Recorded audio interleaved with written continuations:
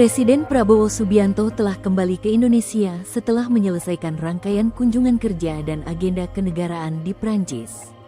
Kedatangan Kepala Negara di Pangkalan TNI AU Halim Perdana Kusuma, Jakarta, disambut langsung oleh Wakil Presiden Gibran Rakabuming Raka serta Menteri Pertahanan Safri Samsudin. Momen penyambutan berlangsung sesaat setelah pesawat yang membawa Presiden Prabowo mendarat di Jakarta. Sejumlah pejabat negara turut hadir menyambut kepulangan Presiden setelah menjalani agenda diplomatik penting di Paris.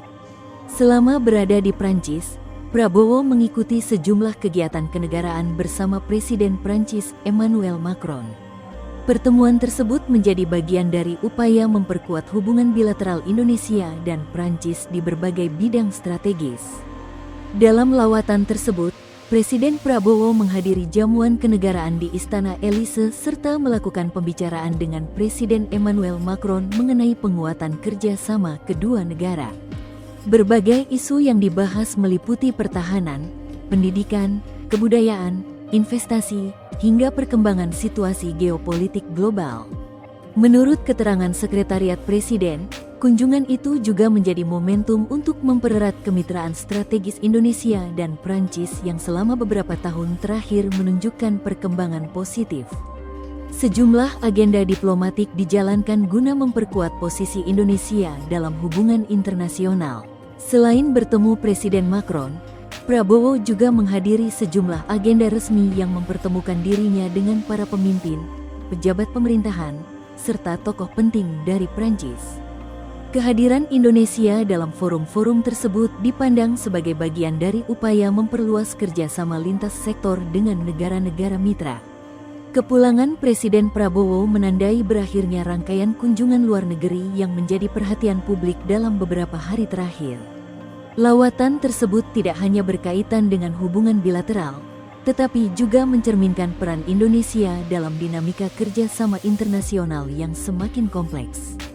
Setibanya di tanah air, Presiden Prabowo dijadwalkan kembali melanjutkan agenda pemerintahan dan berbagai kegiatan kenegaraan di dalam negeri.